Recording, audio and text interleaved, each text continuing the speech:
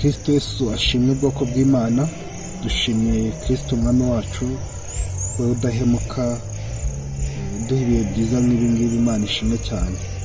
Reka dusenge, dusangire ku ijambo ry'Imana Imana yashyize ku mutima igihe nk'iki ngiki. Ndagushimiye Mana ishobora byose, ndagushimiye Mana yera, ndagushimiye Mana ivuga bikaba, wategeka bigakomera, icyubahiro ni icyawe. Umwanya mwiza nk'uyu nguyu ubwoko bwawe tugiye gusangira ijambo ryawe. Ndakwinginze cyane ngo mvuge mbwirijwe nawe, kandi ndagusabye ngo buri wese wumvira ijambo mweze umuboneze nawe yumve ibyo ushaka ko amenya. Mu izina rya Yesu dushyigikire, ubane natwe, ni mu izina rya Yesu mbigusabye nizeye, amen. Bakristo bene data, turasangira ijambo ry'Imana. Turasanga mu gitabo cy'umuhanuzi Yeremiya ibice 17, dusome duhere ku murongo waho wa 7. Hahirwa umuntu wizera Uwiteka, Uwiteka akamubera ibyiringiro, kuko azahanwa n'igiti cyatewe hafi y'amazi, gishorera imizi mu mugezi. Ntikizatinya amapfa nacana, ahubwo ikibabi cyacyo kizahorana itoto. Ntikizita ku mwaka wacanyemo amapfa, kandi ntikizareka kwera imbuto zacyo. Imana itugirire neza. Umurongo wa 9. Umutima w'umuntu urusha ibintu byose gushukana, kandi ufite indwara ntiwizera gukira. Ninde ushobora kumenya uko uri? Jye Uwiteka nijye urondora umutima, nkawugerageza, nitura umuntu wese ibihwanye n'inzira z'uko imbuto ziva mu mirimo ye ziri. Imana itwiteho kandi Imana iturengera. Haleluya, amen. Dusomye ijambo ry'Imana. Iri jambo ry'Imana ni rigari, kandi murambivuga nti ushobora kuba warumvise iri jambo ry'Imana, ariko nubwo warimenya ntukarimenyere. Ijambo ry'Imana rihora rishya muri twebwe no mu mitima yacu. Imana ihabwa icyubahiro. Dusomye rero ijambo ritubwira riti, hahirwa umuntu wizera Uwiteka, Uwiteka akamubera ibyiringiro. Umuntu wizera Imana uwo arahiriwe. Uwo Uwiteka abera ibyiringiro uwo arahiriwe mu izina rya Yesu. Haleluya, amen. Umuntu rero wizera Imana, wiringiye Uwiteka, ni umuntu ugera mu bibazo agahamagara Imana ntiyirwanirire. Ni umuntu urwara agahamagara Imana ntiyirwanirire. Navuga ngo nzi neza ko ari ahantu hari umupfumu, kandi uwo mupfumu yamvura. Ntiyirwanire mu buryo ubwo ari bwo bwose, ahubwo akizera Imana. Uwo nguwo rero Uwiteka mubera iki? Ibyiringiro. Imana itugire neza. Rero uwo muntu wizera Uwiteka, uwo nguwo Imana imubera ibyiringiro. Iyo wizeye ko Imana ishobora byose, iyo wizeye ko Imana yagukorera icyo wifuza cyose, icyo gihe Imana ikubera ibyiringiro. Iyo ugeze mu makuba, iyo ugeze mu ngorane, icyo gihe Imana ikubera ibyiringiro. Iyo wizeye yuko igihe urwaye Imana ariyo yagukiza, icyo gihe Imana ikubera ibyiringiro. Niyo warwara ukagera kure, ntabwo wanamuka, ahubwo ukomeza kugira ibyiringiro ko Uwiteka ari kumwe nawe. Imana itugire neza. Ariko utizeye Imana, ibyo byiringiro ntiyabigira, kuko wizeye Uwiteka, Uwiteka mubera iki? Ibyiringiro. Iyo ugeze mu bihe bigoye, mu bihe bikomeye, ukizera Imana, Imana ikubera ibyiringiro. Ntabwo rwose ucika intege kubera ibihe ugezemo, nta nubwo wumva uciwe intege n'ibyo ubona, kubera yuko Uwiteka ari ibyiringiro byawe. Rero iyo wizera Imana, Uwiteka kubera ibyiringiro, ugakomeza uhamye, ugakomeza ukomeye mu bihe byose. Imana itugire neza. Ntabwo ari ibihe by'uburwayi gusa, nta nubwo ari n'ibihe by'amakuba gusa. Urabona iyo ukeneye akazi, tuvuga ukeneye akazi, warize rwose uraminuza, iyo wiringiye Uwiteka, iyo wizeye Uwiteka kubera iki? Ibyiringiro. Agufasha kugera ku byo ukeneye, ndetse Imana izakugeza mu bwami bwo mu ijuru kubera yuko wayizeye, nayo ikakubera ibyiringiro. Ntabwo bizagarukira kukuguhaza ibyiza bya hano mu isi, iguha amahoro n'umunezero gusa, oya, ahubwo izakugabira n'ubwami bwo mu ijuru, uzabana n'Imana Data. Imana ishimwe cyane, haleluya. Ibyo wizeye byose bizagushobokera, ibyo wiringiye byose bizagushobokera kubera yuko wizeye Imana, nayo ikakubera iki?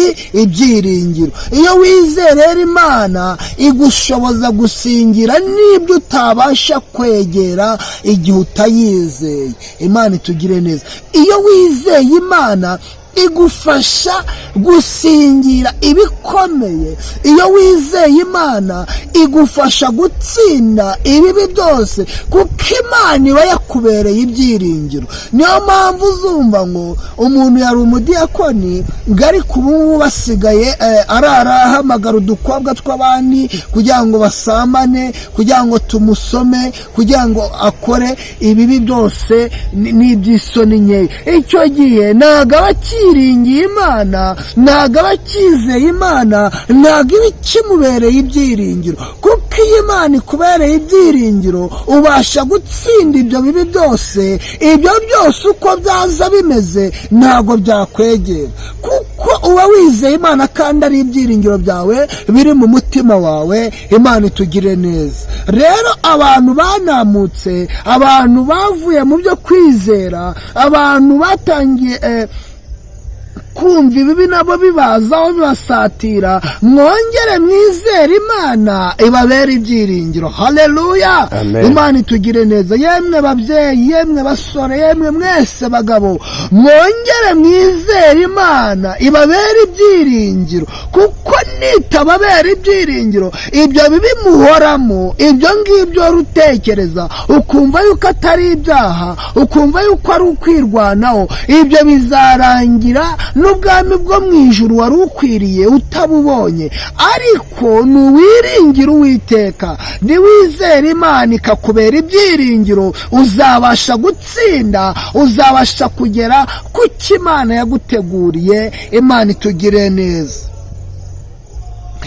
Ku murongo waho wa 8 hatubwira ati, kuko azahwana n'igiti cyatewe hafi y'amazi, gishorera imizi mu mugezi, ntikizatinya amapfa ntacana, ahubwo ikibabi cyacyo kizahorana itoto, ntikizita ku mwaka wacanyemo amapfa, kandi ntikizareka kwera imbuto zacyo.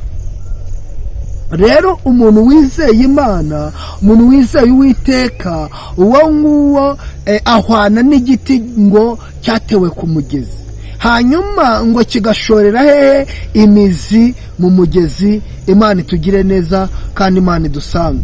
Rero kwizera Imana ikakubera ibyiringiro ni byiza cyane, kuko ibibi byose wahura nabyo, Imana niyo wambaza, Imana niyo dukenera mu byo duhura nabyo byose kugira ngo iduhe imbaraga. Rero muri ubwo buryo uba wizeyemo Imana ikakubera ibyiringiro, uhita umera ngo nk'igiti cyatewe ku mugezi. Igiti kiri ku mugezi rero, imizi yacyo igashorera muri uwo mugezi, icyo giti ngo ntabwo gitinya amapfa, nta nubwo kizatinya umwaka amapfa azacaniramo, kubera yuko amapfa yaza cyangwa ataza, imizi yacyo ihora ibona amazi ivoma muri uwo mugezi. Ntabwo cyita nk'imvura iri kugwa cyangwa se ntirimo kugwa. Rero nawe wiringiye Uwiteka, ntabwo uzita ngo ibyago n'amakuba yaje, oya, ahubwo kubera ko ufite ibyiringiro bizima, kubera yuko wizeye Uwiteka, uzakomeza kubona ibyiza, umunezero, ndetse no gufashwa n'Imana. Imana itugire neza. Haleluya. Amen. umusore wizeye Imana, umugabo wizeye Imana, umumama wizeye Imana, umukobwa wizeye Imana, umwana mutoya wizeye Imana, uwaba afite ibyiringiro bizima, kuko Imana imubera ibyiringiro mu gihe gikomeye, aba afite umunezero. Mu gihe abandi babuze amahoro, we aba yafite kuko afite ibyiringiro bizima.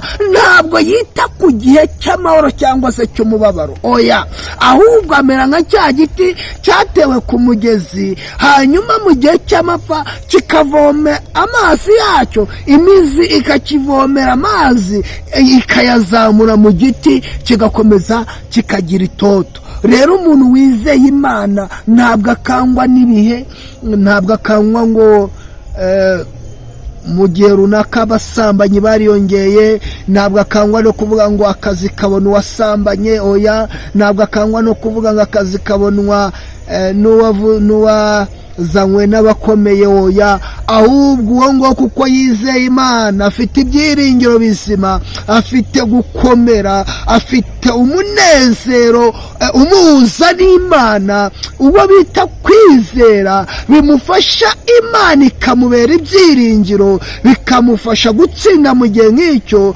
ntababare ntahangayike, ahubwo agatsinda ibyo bihe. Rero uwizeye Imana, Imana imubera iki? Ibyiringiro. Hanyuma rero uwanze kwizera Imana, uwo nawe Imana iramuzi ndetse izi n'ibyo akeneye n'ibyo ashaka. Niyo mpamvu uwo ntabwo azagirana umubano n'Imana, ahubwo ibihe bye bizaba iby'amakuba, ibihe bye bizaba iby'umubabaro, kandi uwo mubabaro ntazawukira kubera yuko ntabwo afite ibyiringiro bizima. Ubwoko bw'Imana, twizere Imana kugira ngo itubere ibyiringiro, kugira ngo itubashishe no mu gihe tutibashishije, kugira ngo iturwanire no mu bihe tutakirwanirira, kugira ngo idukomeze no mu gihe tutakikomeza. Aho imiryango itatubera, hari umuririmbyi waririmbye aravuga ati, aho data na mama batabaye warahabaye Mana urandengera. Rero ntabwo Imana yakubera aho utakibera utayizeye ngo ikubere ibyiringiro. Imana ikubera ibyiringiro kubera yuko wayizeye, kandi hari n'ibyo waretse, hari n'ibyo wigomwe. Bagabo mwakoreraga Imana mu gihe cyahise, uyu munsi Imana iritegereza ikibaza iteze, abantu bankoreraga bagiye, abari abagabo bakumamya, bakoraga amasengesho, bagendaga mu misozi babwiriza ubutumwa bwiza, mu byumba by'amasengesho bagasenga. Ikibaza iti abo bankoreraga gutyo uyu munsi bagiye. Bwoko bw'Imana, uyu munsi urajwe ishinga, yewe mugabo, no kurara uhamagara udukobwa duto. Ese muvandimwe, umugore Imana yaguhaye ntabwo akunyuze, nawe mutware. Urumva ushaka kumusimbura? Ariko reka nkubwire, gusenga Imana ukayizera bizatuma Imana ikubera ibyiringiro. Ibyo bibi byagutinyutse ntabwo bizongera. Ntabwo uzongera kurazwa ishinga no guhamagara udukobwa utazi iyo tuva n'iyo tujya, ngo udusabe gusambana, ngo udusabe kugusoma, ngo udusabe ibyo ushaka byose bidakwiriye uwihane. Icyo gihe uzagubwa neza kubera ko Imana yakubereye iki? Ibyiringiro. Umusore Imana yabereye ibyiringiro ntabwo wamubona muri ba bandi, oya, ntabwo wamubona mu basore bose bapfuye kuboneka bavuga ngo imansomeho, oya, ahubwo ahora ahamye. Haleluya. Ahora yizeye Imana ikamubera ibyiringiro, ndetse Imana ikamufasha, umubiri we ikawufata, igatuma adakora ibibi. Niyo agiye kubikora, Umwuka Wera ahita amubwira yuko akoze ibintu bibi akabireka. Ariko uwanze kwizera Imana ngo imubere ibyiringiro, uwowe ntabwo yabona uwo munezero Imana itanga, ikaba yamubuza gukora ibibi. Niba Umwuka Wera ajya kubuza gukora ibibi ukabikora, menya yuko utandukira ku mategeko y'Imana. utandukira ku itegeko rivuga ngo ujye ukunda Imana yawe, iryo ngiryo uraritandukira. Ariko muvandimwe, niba wumva Imana ikubwira ukumva ibyo ikubwiye, menya yuko uri mu murongo muzima. Ariko niba utabyumva, watangiye gutana, ahubwo ongera usenge, ongera usabe Umwuka Wera agaruke kuri wowe. Ukiri umusore wajya gusenga ukaba utasambana, ariko kubera umaze kuba umugabo, haleluya, mba numva mfite agahinda gakomeye ku bantu bakora ibintu bibi kandi barajyaga bakorera Imana. Warangiza ukajya kwishushanya mu rusengero, ugahagararamo ngo ndi umudiyakoni, ngo ndi umukristo muzima, babasaba amafaranga ukayatanga menya yuko uri kuruhira ubusa, nta kintu kirimo. Ahubwo ukwiriye kongera kwicara ugasenga Imana, ugasaba Imana imbabazi n'imbaraga mu bihe bikugose nk'ibi, aho ukifuza kuba wakorakora udukobwa yagusuza mu ntoki, ntubyemere ngo keretse aguhobeye ukamukandakanda nk'aho ari voka. Mugabo, musore, ibyo ntabwo ari byo. Ngo ushaka akaguhobera rwose gusa kugira ngo umukandaka, ibyo ntabwo ari byo. Ahubwo igikwiriye abihannye ni ukumenya icyo Imana idushakaho, ni ukumenya yuko kuyizera bizatuma Imana itubera ibyiringiro, twarangiza tukanesha ibyo byose.